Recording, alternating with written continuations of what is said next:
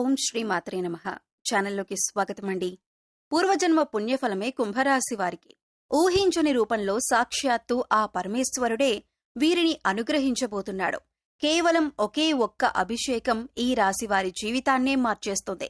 వీరికున్నటువంటి దోషాలు, శాపాలు అన్నీ కూడా నశించిపోతాయి. అయితే ఈ రాశివారు చేయవలసిన అభిషేకం ఏమిటి? ఈ అభిషేకం ద్వారా వీరు జీవితంలో ఎటువంటి ఫలితాలను పొందబోతున్నారు? అలాగే వీరి జీవితంలో ఆశించిన ఫలితాలను పొందటానికి చెయ్యవలసిన దేవతారాధనతో పాటుగా పాటించవలసిన పరిహారాలను గురించి ఈ వీడియోలో వివరంగా తెలుసుకుందాం. కానీ అంతకంటే ముందుగా మీరు కనుక మన ఛానల్ని ఇప్పటి వరకు సబ్స్క్రైబ్ చేసుకోకపోయినట్లయితే సబ్స్క్రైబ్ చేసుకొని పక్కనే ఉన్న బెల్ ఐకాన్ నొక్కి ఆల్ సెలెక్ట్ చేసుకుంటే మేమిలాంటి వీడియోస్ అప్లోడ్ చేయగానే ముందుగా మీకు నోటిఫికేషన్ వస్తుంది. ఈ రాశివారిని సాక్షాత్తు ఆ పరమేశ్వరుడే రక్షించబోతున్నాడు. ఈ రాశివారు ఎవరైతే జీవితంలో అనేక సమస్యలతో ఇబ్బందులు పడుతూ ఉన్నారో, అలాగే కొన్ని శాపాల కారణంగా బాధలు అనుభవిస్తూ జీవితాన్ని భారంగా గడుపుతూ ఉన్నారో, అటువంటి వారికి ఊహించని రూపంలో వారి సమస్యలకు పరిష్కారం లభించబోతుంది. ఈ రాశివారు కేవలం ఒకే ఒక్క అభిషేకంతో వీరి జీవితంలో ఉన్నటువంటి కష్టాలు, బాధల నుండి విముక్తి పొందొచ్చు. అయితే వీరు చేయవలసిన అభిషేకం ఏమిటి? అలాగే ఈ అభిషేకాన్ని వీరెలా నిర్వహించాలి అనేటటువంటి విషయాల గురించి తెలుసుకుందాం. ఈ రాశివారు చాలా మొండితనం కలిగి ఉంటారు. అలాగే వీరు దూకుడు స్వభావం కలిగి ఉంటారు. అంతేకాకుండా వీరికి కోపం ఎక్కువగా ఉంటుంది. అలాగే ఎవరూ సాధించని పనులను కూడా వీరు సులభంగా సాధించటం వలన వీరికి గర్వం అనేది ఎక్కువగా ఉంటుంది.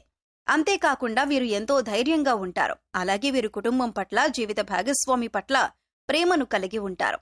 అయితే వైవాహిక జీవితంలో చిన్న చిన్న విషయాల్లో ఇబ్బందులు ఎదుర్కొంటారు. వీరు కుటుంబ సభ్యుల యొక్క అవసరాలు తీర్చటానికి నిరంతరం కృషి చేస్తూ ఉంటారు. అలాగే చాలా విషయాల్లో వీళ్లు ముక్కుసూటిగా ఉంటారు. మనసులో ఏమనిపిస్తే అది ధైర్యంగా, నిర్భయంగా చెప్పేస్తారు. అలాగే వీరికి నాయకత్వం వహించటం అంటే చాలా ఇష్టం. రాజకీయం, సాంకేతిక విద్య వంటి వాటిపై ఆసక్తిని చూపుతారు. ముఖ్యంగా ఈ రాశివారు వీరి యొక్క స్వభావం వలన కొన్ని సందర్భాల్లో సమస్యలను కొని తెచ్చుకుంటారు. అలాగే ఈ రాశివారికి ఉన్నటువంటి దోషాల కారణంగా కూడా వీరు అనేక ఇబ్బందులను ఎదుర్కొంటారు. ముఖ్యంగా వీరికి పూర్వజన్మ దోషాలు, పితృదోషాలు వంటివి ఉంటాయి. వీటితో పాటుగా ఈ రాశివారు దీర్ఘకాలిక అనారోగ్య సమస్యల వల్ల ఎక్కువగా ఇబ్బంది పడతారు. అయితే ఈ రాశిలో ఎవరైతే ఇటువంటి ఇబ్బందులు పడుతూ ఉన్నారో వారందరికీ ఆ పరమేశ్వరుని అనుగ్రహం లభించబోతుంది. కేవలం ఒకే ఒక్క అభిషేకం ద్వారా మీకున్నటువంటి బాధలు, కష్టాలు, శాపాలు, దోషాల నుండి విముక్తి పొందవచ్చు. అభిషేక ప్రియుడు అయినటువంటి ఆ పరమేశ్వరుడు 12 జ్యోతిర్లింగ రూపాల్లో ఈ భూమండలంపై వెలిశాడు. ఈ విధంగా వెలిసినటువంటి 12 జ్యోతిర్లింగాలకు అనేక విధాలుగా అభిషేకాలు నిర్వహిస్తూ ఉంటారు. ఒక్కొక్క అభిషేకానికి ఒక్కొక్క ప్రాధాన్యత ఉంది. అయితే లింగరూపధారి అయినటువంటి ఆ పరమేశ్వరునికి ఏ విధంగా అభిషేకం చేయాలి, అలాగే అభిషేకం చేయటం ద్వారా ఎటువంటి ఫలితాలను పొందుతామో తెలుసుకుందాం. మనకున్నటువంటి కష్టాల నుండి, బాధల నుండి, దోషాల నుండి విముక్తి పొందాలి అంటే లింగరూపధారి అయినటువంటి ఆ పరమేశ్వరునికి మనం ఏ విధంగా అభిషేకం చేయాలి, అలాగే ఏ విధంగా అభిషేకం చేయటం ద్వారా ఎటువంటి ఫలితాన్ని పొందుతామో తెలుసుకుందాం.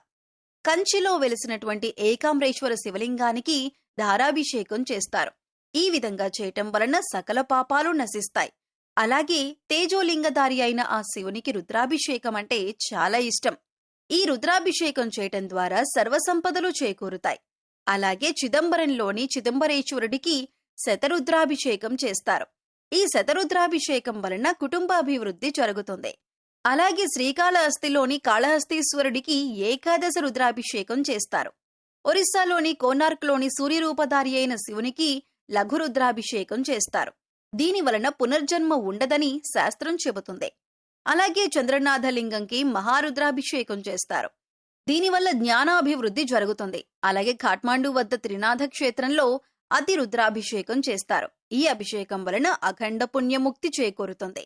అలాగే శివలింగానికి ఆవు పాలతో అభిషేకం చేయటం ద్వారా సంతాన ప్రాప్తి కలుగుతుంది. అంతేకాకుండా బిల్వపత్రం ఉంచిన నీటితో అభిషేకం చేయటం ద్వారా ఆయువు, ఆరోగ్యం అభివృద్ధి చెందుతుంది. అలాగే స్వచ్ఛమైన నీటితో అభిషేకం చేయటం వలన సకాల వర్షాలు కురుస్తాయి. కొబ్బరి నీరు, తేనె, పండ్ల రసం, చెరుకు రసం, నెయ్యి లాంటి వాటితో అభిషేకం చేస్తే సకల పాపాలు నశించి ఆరోగ్యం, ఐశ్వర్యం, వంశాభివృద్ధి జరుగుతుంది. అంతేకాకుండా శివపూజ మహత్యంలో చాలా విశేషమైనటువంటి ఒక అభిషేకాన్ని గురించి వివరించారు. అదే సహస్ర ఘటాభిషేకం. ఈ సహస్ర ఘటాభిషేకంలో 1296 కలశాలతో అద్భుతంగా శివునికి అభిషేకాన్ని నిర్వహిస్తారు. ముందుగా ఈ అభిషేకానికి 1296 కలశాలను సిద్ధం చేసుకుంటారు. తరువాత వాటిని శుద్ధి చేసి వాటికి విభూదిని రాసి బొట్లు పెట్టి తరువాత అష్టగంధ సుగంధ ద్రవ్యాలు అలాగే పంచామృతాలు అన్నింటినీ కలిపి అభిషేక జలాలను సిద్ధం చేసుకుంటారు. ముందుగా సిద్ధం చేసుకున్న ఘటాలన్నిటికీ ధూపాన్ని వేస్తారు. తరువాత వాటన్నింటినీ ఒక క్రమ పద్ధతిలో ఉంచి తయారు చేసినటువంటి అభిషేక జలాన్ని ఆ కలశాల్లో నింపి పూజా కార్యక్రమం నిర్వహిస్తారు. ఆ తరువాత ఆ 1296 కలశాలతో లింగరూపధారి అయిన ఆ పరమేశ్వరునికి అభిషేకం చేస్తారు. ఈ విధంగా అభిషేకం చేయటం వలన పూర్వజన్మ దోషాలు, సర్పదోషాలు, పితృదోషాలు వంటివన్నీ కూడా తొలగిపోతాయి. అయితే అందరూ ఈ సహస్ర ఘటాభిషేకాన్ని నిర్వహించలేరు. ఎందుకంటే వారి వారి ఆర్థిక ఇబ్బందులు, అలాగే వారి యొక్క జీవన శైలి, అలాగే ఇతర సమస్యల వలన అందరూ కూడా ఈ అభిషేకాన్ని నిర్వహించాలంటే సాధ్యం కాదు. కాబట్టి ఈ రాశి వారికి కేవలం ఒకే ఒక్క అభిషేకంతో ఆ పరమేశ్వరుడి యొక్క అనుగ్రహం ఏ విధంగా పొందాలో తెలుసుకుందాం. ఈ రాశివారు కేవలం ఒకే ఒక అభిషేకం చేయటం వలన వారికున్నటువంటి కష్టాలు, దోషాలు, శాపాల నుండి విముక్తి పొందవచ్చు. అలాగే ఈ రాశి వారికి ఈ అభిషేకం చేయటం వలన సులభం. ఎందుకంటే ఈ అభిషేకానికి అధికంగా ధనాన్ని ఖర్చు చేయాల్సిన అవసరం లేదు. కేవలం మీ యొక్క భక్తి శ్రద్ధలు మాత్రమే ఈ అభిషేకానికి అవసరం. కాబట్టి ఇటువంటి అభిషేకాన్ని చేయటం ద్వారా మీ జీవితంలో మార్పును పొందవచ్చు. అయితే ఈ రాశి వారు పాటించవలసిన అభిషేక విధానం గురించి తెలుసుకుందాం. ముందుగా శ్రేష్టమైనటువంటి పుట్టమట్టిని తీసుకోండి. తరువాత శ్రీగంధం చెక్కను తీసుకుని దాన్ని నూరి గంధాన్ని తీయండి. తరువాత ముందుగా తీసుకున్నటువంటి పుట్టమట్టిలో ఈ శ్రీగంధం కలపండి. ఈ విధంగా కలిపి ఆ పుట్టమట్టితో ఒక శివలింగాకృతిని తయారు చేయండి. ఈ విధంగా తయారు చేసినటువంటి శివలింగానికి చందనం, సుగంధ ద్రవ్యాలు, కస్తూరి, అలాగే గంగాజలం, పంచామృతాలతో మీకు వీలైనటువంటి వాటితో 20 రోజుల పాటు అభిషేకాన్ని ప్రతిరోజు నిర్వహించండి. అలాగే శివలింగం దగ్గర ప్రతిరోజు బిల్వదళాన్ని ఉంచండి. ఈ విధంగా 20 రోజుల పాటు అభిషేకం చేయటం ద్వారా ఈ రాశివారి జీవితమే మారిపోతుంది. వీరికున్నటువంటి శాపాలు, దోషాలు అన్నీ కూడా తొలగిపోతాయి. అంతేకాకుండా ఈ విధంగా తయారు చేసినటువంటి శివలింగాన్ని గుండెల దగ్గరగా పెట్టుకొని ఓం నమః శివాయ, ఓం నమః శివాయ అని 108 సార్లు జపించటం ద్వారా వీరికున్నటువంటి అనారోగ్య సమస్యలన్నీ కూడా తీరిపోతాయి. అలాగే ఈ రాశివారు జీవితంలో ఆశించిన ఫలితాలను పొందటానికి పాటించవలసిన పరిహారం గురించి తెలుసుకుందాం. ఈ రాశివారు సూర్యుని అనుగ్రహం కొరకు సూర్యబీజ మంత్రాన్ని ప్రతినిత్యం జపించాలి. అలాగే వీధి శునకాలకు అంటే కుక్కలకు ఆహారం అందివ్వాలి. నలుపు, తెలుపు రంగులో ఉన్న కంబళిని దానం చేయాలి. ఉలవలతో చేసిన ఆహార పదార్థాలు పేదలకు పంచాలి.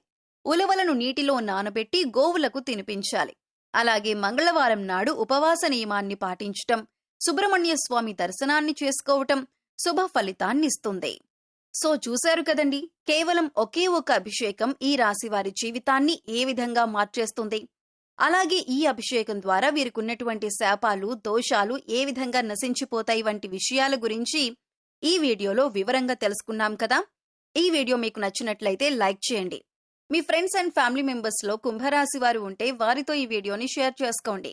అలాగే ఇప్పటి వరకు మీరు కనుక మన ఛానల్ ని సబ్స్క్రైబ్ చేసుకోకపోతే సబ్స్క్రైబ్ చేసుకొని పక్కనే ఉన్న బెల్ ఐకాన్ నొక్కి ఆల్ సెలెక్ట్ చేసుకుంటే మేమిలాంటి వీడియోస్ అప్లోడ్ చేయగానే ముందుగా మీకు నోటిఫికేషన్ వస్తుంది. మరో చక్కటి వీడియోతో మళ్ళీ కలుసుకుందామండి.